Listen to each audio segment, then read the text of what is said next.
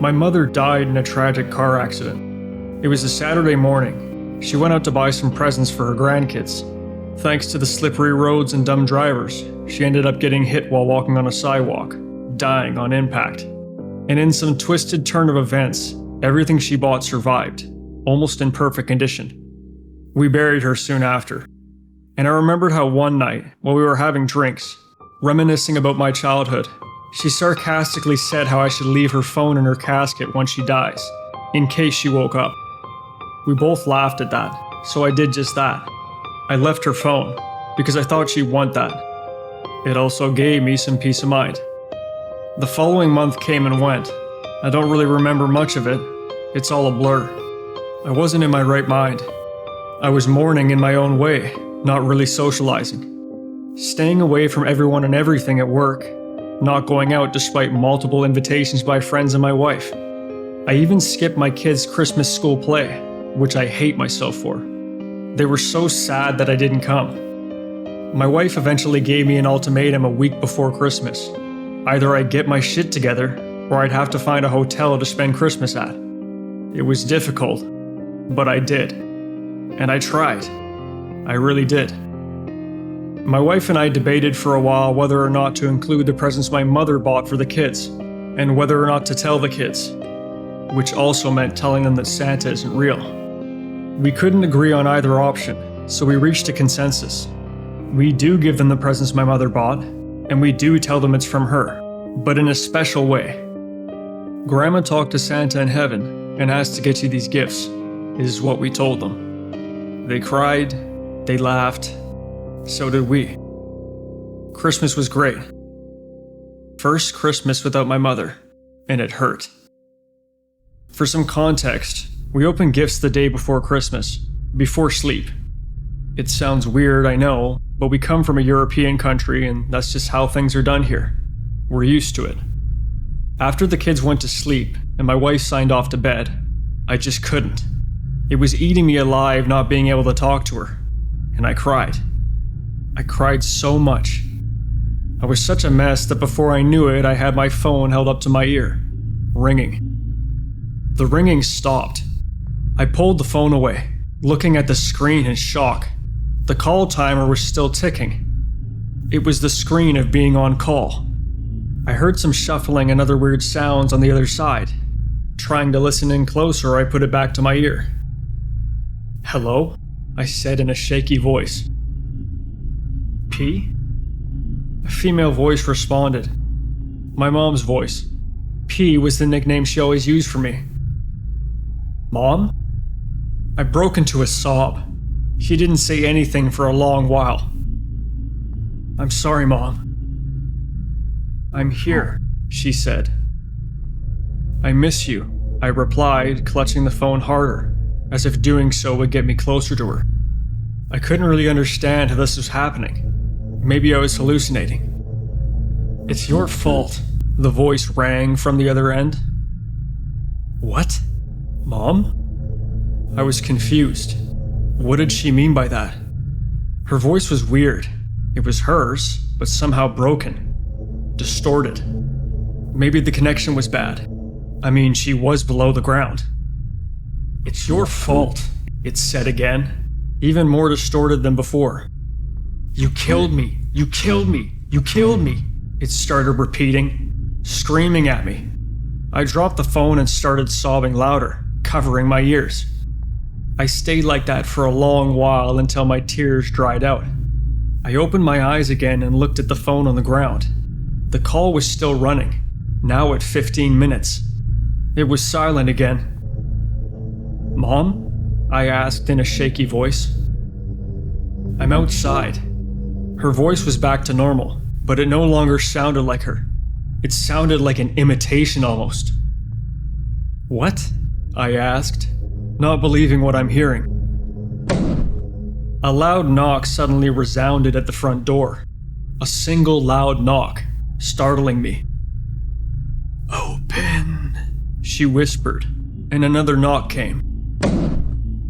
"This is not real, I'm just hallucinating," I said out loud, now rocking back and forth again. I was crazy. I was going out of my mind. Another knock, louder than the one before. Then another. And another. And soon someone was just banging on the door, faster and faster, building up momentum. "Stop," I screamed. "Stop," I repeated, covering my ears and closing my eyes. I could still hear the banging on the door, and then a hand on my shoulder. I shook it away in shock, shouting no. "Peter? What's wrong?" It was my wife, her worried eyes peering down into mine. I was now on the ground, flaying my hands like a crazed man. I could no longer hear the knocking. "Did you open the door? Was it her?" "Door? What?" She looked extremely worried. "Are you okay, Peter?" I looked around frantically, using my hands to feel for the phone. When I found it, I looked on the screen. I was still on call. "Mom, see? I'm on call with her. She talked with me." I tried explaining to her. "Let me in." Another whisper came from the phone. My wife was shaking her head. "Go to sleep, Peter. You're not well. Did you not hear that? See? She's speaking." I shoved the phone into her face. Her eyes widened. How is this?"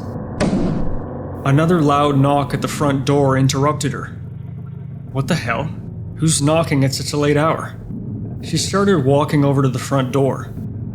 "No, don't," I screamed at her. But she didn't open it.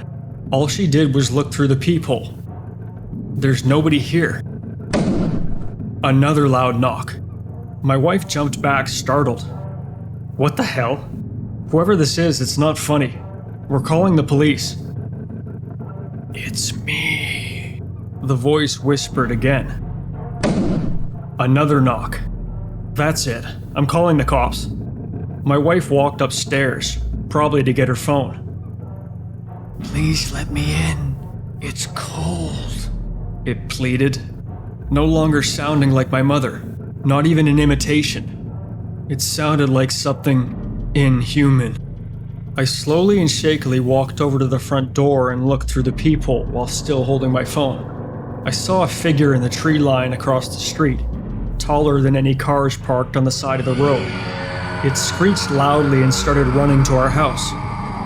"Will you leave me out here to freeze, P?" the voice said simultaneously. I backed away from the door as it got to our yard. "Please, no," I screamed. It started banging on the front door. "Let me in." It tried imitating my mother's voice, but it wasn't her. I called the police. "You better run while you still can," my wife warned as she started coming down the stairs, while also holding a large huntsman knife. The bangs stopped. I built up the courage to look through the peephole again, but this time it was all black. I couldn't even see our front yard, even though the yard light was on. Then I saw something move. Something shifted. I realized it was its eye. It was looking inside the house. I screamed and backed off the door. "What? What is it?" my wife asked. I just kept screaming while pointing at the door, trying to form words in my mouth, to warn her, but I couldn't. "That's it. I have a knife. I'm coming out. You better be gone by then," she warned while walking up to the door full of fake confidence. I tried to tell her, tried to explain to her, but the words wouldn't come out. I was whimpering. Then she opened the door. "I'm coming out." It towered over her at almost double her height. My wife froze, not even looking up. It screeched loudly and picked her up. I couldn't move. I was frozen. My wife started screaming as it ran off and back into the forest.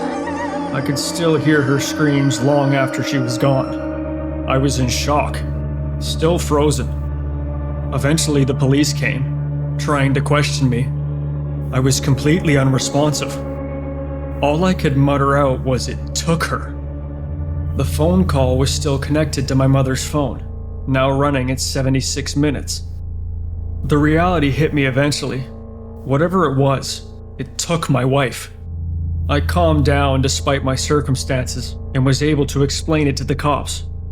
They sent a search party to the forest, but weren't able to find her. They also investigated my mother's grave to figure out how someone could answer the phone call. Her grave was dug out, her casket broken in half, and both her body and her phone gone. It's been 2 days. My wife wasn't found, my mother's body wasn't found, and her phone wasn't found. I haven't tried calling again. I'm afraid it will answer. My kids have been asking where Mom is, and all I can tell them is that she is away for a little bit. I don't know how to explain it to them that she might not come back. I hope they find my wife. I'm planning on calling the number again, pleading to take me instead of her. To bring her back. Wish me luck.